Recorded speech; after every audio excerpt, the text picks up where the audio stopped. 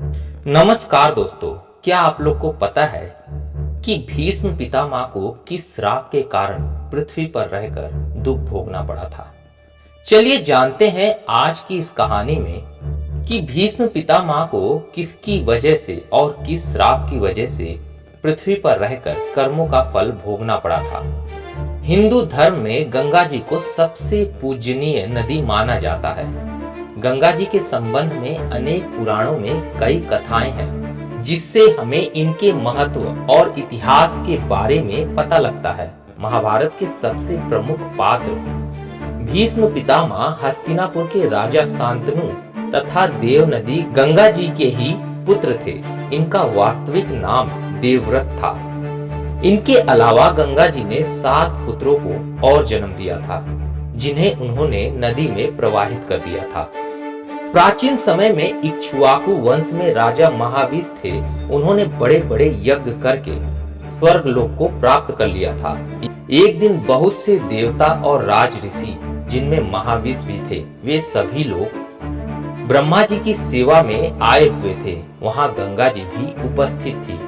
तभी हवा के वेग से गंगा जी के वस्त्र शरीर पर से खिसक गए। वहां उपस्थित सभी लोगों ने अपनी आंखें नीची कर ली, मगर राजा महावीर गंगा जी को देखते रहे।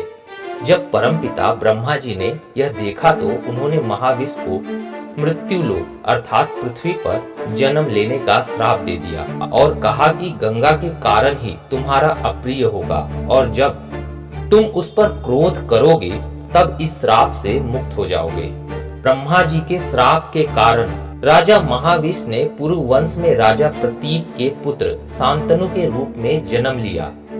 एक बार राजा शांतनु शिकार खेलते खेलते गंगा जी के तट पर पहुंच गए। यहाँ उन्होंने एक परम सुंदर स्त्री को देखा, जो कि गंगा जी ही थी। उसे देखते ही राजा शांतनु उस पर मोहित हो गए। राजा शांतनु ने उससे प्रणय निवेदन किया। उस स्त्री ने कहा कि मुझे आपकी रानी बनना स्वीकार है, लेकिन मैं तब तक ही आपके साथ रहूंगी जब तक आप मुझे किसी बात के लिए रोकेंगे नहीं, ना ही मुझसे कोई प्रश्न पूछेंगे। ऐसा होने पर मैं तुरंत आपको छोड़कर चली जाऊंगी। राजा शांतनु ने उस सुंदर स्त्री की बात मान ली और उससे विवाह कर लिया। विवाह के बाद राजा शांतनु उस स्त्री के साथ सुखपूर्वक रहने लगे। समय बीतने पर शांतनु के यहाँ 7 पुत्रों ने जन्म लिया, लेकिन सभी पुत्रों को उस स्त्री ने गंगा नदी में डाल दिया। शांतनु यह देखकर भी कुछ नहीं कह पाए, क्योंकि उन्हें डर था कि यदि मैंने इससे इसका कारण पूछा तो यह मुझे छोड़कर चली जाएगी। 8वां पुत्र होने पर जब वह उसे भी गंगा में डालने लगी तो शांतनु ने उसे रोका और पूछा कि वह ऐसा क्यों कर रही है। तब उन्होंने बताया कि मैं देव नदी गंगा हूँ तथा जिन पुत्रों को मैंने नदी में डाला था वे सभी वसु थे, जिन्हें वशिष्ठ ऋषि ने श्राप दिया था। उन्हें मुक्त करने के लिए ही मैंने उन्हें नदी में प्रवाहित किया था। आपने शर्त न मानते हुए आपने मुझे रोका, इसलिए मैं अब जा रही हूँ। ऐसा कहकर गंगा जी शांतनु के 8वें पुत्र को लेकर अपने साथ चली गई। महाभारत के आदि पर्व के अनुसार एक बार पृथु आदि वसु अपनी पत्नियों के साथ मेरु पर्वत पर घूम रहे थे। वहां वशिष्ठ ऋषि का आश्रम भी था। वहां पर नंदिनी नाम की एक गाय भी थी। घौ नामक वसु ने अन्य वसुओं के साथ मिलकर अपनी पत्नी के लिए उस गाय का हरण कर लिया था।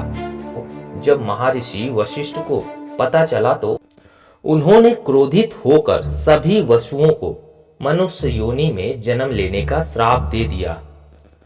वसुओं द्वारा क्षमा मांगने पर ऋषि ने कहा कि तुम सभी वसुओं को शीघ्र ही मनुष्य योनि से मुक्ति मिल जाएगी, लेकिन इस घौ नामक वसु को अपने कर्म भोगने के लिए बहुत दिनों तक पृथ्वी लोक में रहना पड़ेगा। इस श्राप की बात जब वसुओं ने गंगा जी को बताई तो गंगा जी ने कहा कि मैं तुम सभी को अपने गर्भ में धारण करूंगी और तत्काल मनुष्य योनि से मुक्ति दिला दूंगी। इसी श्राप के कारण दोस्तों भीष्म पितामह को पृथ्वी पर रहकर दुख भोगने पड़े। गंगा जी जब राजा शांतनु के 8वें पुत्र को साथ में लेकर चली गई तो वे बहुत उदास रहने लगे। कुछ समय बीत गया। शांतनु एक दिन गंगा जी के तट पर घूम रहे थे।